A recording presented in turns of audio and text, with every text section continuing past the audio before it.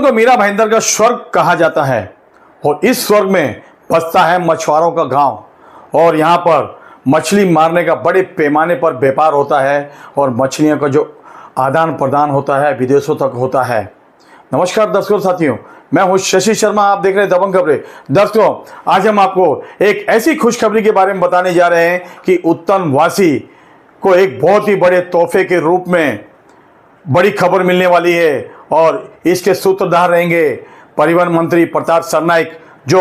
उत्तन में coastal road बनने जा रहा था और उत्तन से होते हुए गुजरने वाला था। उस कोस्टल रोड का उत्तन वासियों ने विरोध किया था और खासकर जो मछुआरे हैं उनका व्यवसाय उससे प्रभावित हो रहा था। उसको मद्देनजर देखते हुए परिवहन मंत्री प्रताप सरनाईक ने मुख्यमंत्री से लिखित में निवेदन दिया है उनको और मांग की है कि वो कोस्टल रोड जो है उसको डाइवर्ट किया जाए। आइए इस पूरे विषय में जानते हैं परिवहन मंत्री से क्या कहना चाहेंगे, क्योंकि अक्सर देखा जाता है मीरा भाईंदर में अगर चौमुखी विकास हुआ है तो उसमें परिवहन मंत्री प्रताप सरनाईक की बहुत ही बड़ी महत्वपूर्ण भूमिका है। बाकी के नेताओं ने भी सहयोग किया है, लेकिन जिस तरीके से इन्होंने मीरा भाईंदर को आगे बढ़ाने के लिए कोई कसर नहीं छोड़ रखी है और आए दिन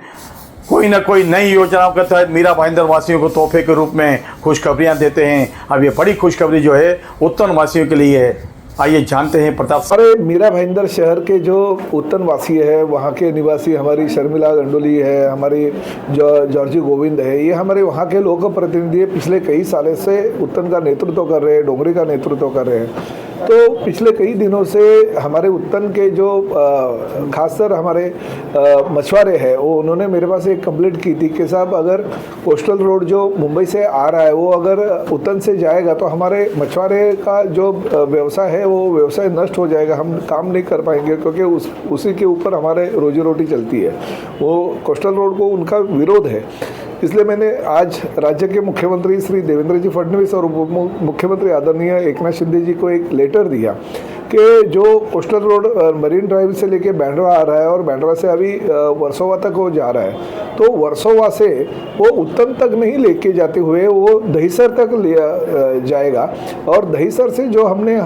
60 मीटर का रोड सैंक्शन कर दिया है दहीसर टू सुभाष चंद्र बोस मैदान, वो रास्ते में वो जॉइंट होके बाद में सुभाष चंद्र बोस मैदान से लेके वसई विरार तक जाएगा, ताकि हमारे उत्तन वासियों को जो तकलीफ होने वाली थी ये कोस्टल रोड की वजह से वो नहीं होगी, पर्यावरण का राज भी नहीं होगा, राज्य शासन का बहुत बड़े पैमाने पे पैसा भी बचेगा। तो ये जो मांग है वो मछुआरों को लेके हमने की है और लोक प्रतिनिधि वहाँ के अगर विरोध करते हैं, जनता अगर विरोध करती है, और ये खासकर हमारी आगरी संस्कृति है, संस्कृति को जिंदा रखना महाराष्ट्र के सरकार का कर्तव्य है और मैं इस शहर का लोक प्रतिनिधि के तौर पर नेतृत्व कर रहा हूँ। और मुझ पर अगर उन लोगों ने भरोसा रखते हुए अगर कुछ शिकायत की तो वो शिकायत का जो निर्णय है वो मैं आदरणीय मुख्यमंत्री जी को दूंगा और मुझे लगता है कि इसमें महाराष्ट्र शासन की पैसे की बचत होगी और लोगों को भी तकलीफ नहीं होगी। तो ये निर्णय लेना कुछ गलत नहीं होगा। इसी तरह से अगर निर्णय लेंगे तो भविष्य में ये डेवलपमेंट और बढ़ेगी, क्योंकि